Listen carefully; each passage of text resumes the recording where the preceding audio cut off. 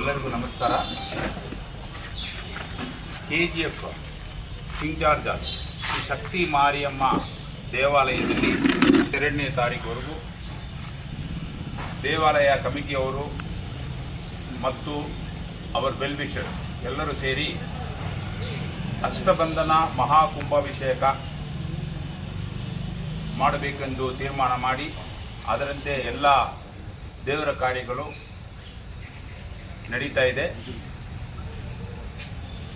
ಈ ಕುಂಭಾಭಿಷೇಕವನ್ನು Madurai Chandrashekhar ಭಟ್ಟರ್ ಅಳಯಾಸ್ Raja ಭಟ್ಟರ್ and team ಅವರು ಬಂದು ಪೂಜೆಗಳನ್ನು ನಡೆಸ್ಕೊಡಲಿದ್ದಾರೆ.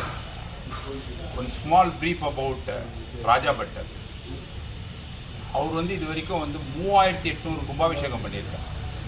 ராஜா பட்டர் என்கின்ற சந்திரசேகர் பட்டர் இதுவரைக்கும் 3800 கும்பாபிஷேகம் அவர் பண்ணியிருக்காரு. அவருக்கு ஸ்கந்தகுரு வித்யாலயா என்கின்ற ஒரு பாடசாலை இருக்குது திருப்பரங்குன்றத்தில். அன்னார் மதுரை மீனாட்சி அம்மன் கோயிலுடைய அர்ச்சகர். அன்னார் திருப்பரங்குன்றம் சுப்பிரமணிய சுவாமி தேவாலயத்தில் 2வது ஸ்தானிகத்தில் இருக்கார். அவருடைய மாணவர்கள் உலகம் பூரா இருக்காங்க. ஸோ இந்த கும்பாபிஷேகத்தை அவரே முதல் முறையாக கர்நாடகத்துக்கு அவர் வந்திருக்கார். கர்நாடகத்துக்கு 2 முறை வந்திருக்காரு. பூஜைக்கு மாத்திரம் வந்திருக்காரு. இது மொத்த பொறுப்புலையும் அவரே அவருடைய 45 சீடர்கள் 45 குருக்கள் இது கும்பாபிಷೇಕத்தை பண்ணிட்டு இருக்காங்க.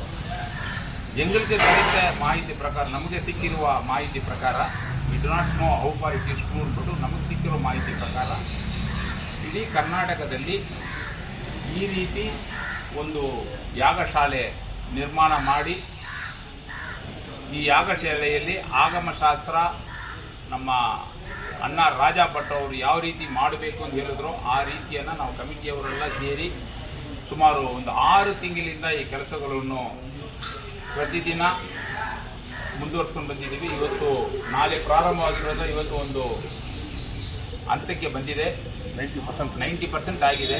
ನಾಳೆ ಸಂಜೆ 6 ಗಂಟೆಗೆ ವಿಘ್ನೇಶ್ವರ ಪೂಜೆಯಿಂದ ಪ್ರಾರಂಭ ಆಗಿ ನಾಳೆ ಸಂಜೆ 6:30ಕ್ಕೆ ಪ್ರಾರಂಭ ಆಗುತ್ತದೆ. ಮತ್ತು ಶನಿವಾರ ಸಂಜೆ ಹೋಮ, ಭಾನುವಾರ ಸಂಜೆ ಹೋಮಗಳು ಮತ್ತು ಸೋಮವಾರ ಬೆಳಗ್ಗೆ 7 ಗಂಟೆಗೆ ಸೋಮವಾರ ಬೆಳಗ್ಗೆ 7 ಗಂಟೆಗೆ ಪ್ರಾರಂಭ ಆಗಿ 9 ಗಂಟೆಯಿಂದ 10 ಗಂಟೆ ಒಳಗೆ ತಾಯಿಗೆ ಶ್ರೀ ಶಕ್ತಿ ಅಮ್ಮ ದೇವಿಗೆ ಕುಂಭಾಭಿಷೇಕ. ಅದರ ಜೊತೆಗೆ ಶ್ರೀ ವಿನಾಯಕ ಮತ್ತು ಈಶ್ವರ, ನಾಗಮ್ಮ,